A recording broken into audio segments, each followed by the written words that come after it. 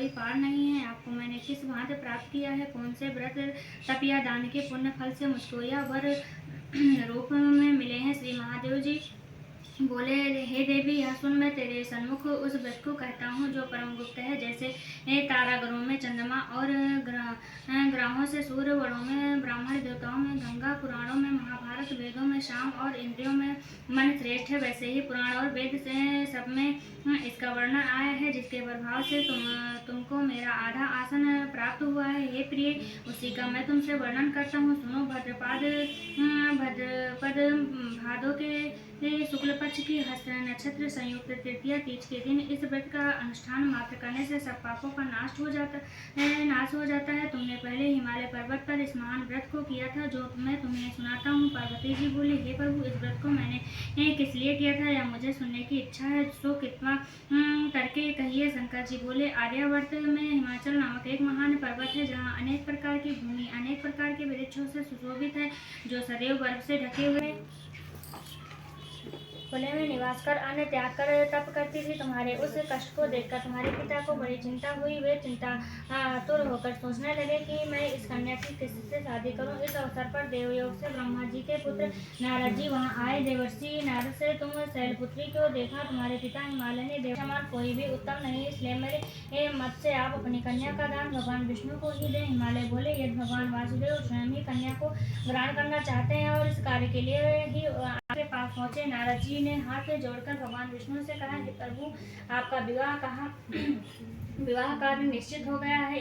इधर हिमालय ने पार्वती जी से प्रसन्नता पूर्वक कहा, हे पुत्री, मैंने तुमको गरुड़ध्वज भगवान विष्णु को अर्पण कर दिया है। पिता के इन वचनों को सुनते ही पार्वती जी अपनी सहेली के घर गई और पृथ्वी पर गिरकर अत्यंत दुखित होकर विलाप करने लगी। उनको विलाप करते हुए देखकर सखी बोली, हे देवी, तुम किस कारण से दुखी हो पाती हो, मुझे बतलाओ, मैं अवश्य तुम्हारी इच्छा पूर्ण करूंगी। पार्वती बोली, हे सखी, तुम मेरी जो मन की अभिलाषा है सुनाती हूँ। मैं श्री महादेव जी को वरण करना चाहती हूँ। मेरे इस कार्य को पिताजी ने बिगाड़ना चाहा है, इसलिए मैं निसंदेह इस शरीर का त्याग करना चाहूंगी। पार्वती के इन वचनों को सुनकर सखी ने कहा, हे देवी, जिस वन के तुम्हारे पिताजी ने न देखा हो, तुम वहाँ चली जाओ।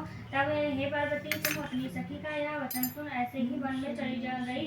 पिता हिमालय ने तुमको घर पर न पाकर सोचा कि मेरी पुत्री को कोई देव, दानव अथवा किन्नर हरण करके ले गया। मैंने नारद जी को वचन दिया था कि मैं पुत्री का गरुड़ध्वज भगवान के साथ वरण करूंगा। हृदय हाय, अब यह कैसे पूरा होगा, ऐसा सोचकर वो बहुत चिंतातुर हो मूर्छित हो गए। तब सब लोग हाहाकार करते हुए दौड़े और मूर्छा दूर होने पर गिरिराज से बोले, हमें आप अपनी मूर्छा का कारण बताओ। हिमालय बोले, मेरे दुख का कारण यह है कि मेरी रत्न रूपी कन्या को कोई हरण कर ले गया ने मार डाला है। वह न जाने कहाँ चली गई है, या उसे राक्षस ने मार डाला है। इस प्रकार कहकर कांपने लगे, जैसे तीव्र वायु से चलने पर कोई वृक्ष कांपता है। तत्पश्चात हे पार्वती, तुम्हें गिरिराज साथियों सहित घने वन में ढूंढने निकले। सिंह, व्याघ्र, रीछ आदि हिंसक जंतु महाभयानक प्रतीत होता था। तुम भी सखियों के साथ भयानक जंगल में घूमती हुई वहीं एक नदी के तट पर एक गुफा में पहुंची। उस गुफा में तुम अपनी सखी के साथ प्रवेश कर गई, जहाँ तुम अन्न जल का त्याग करके बालू का लिंग बनाकर मेरी आराधना करती रही। उस समय पर भाद्रपद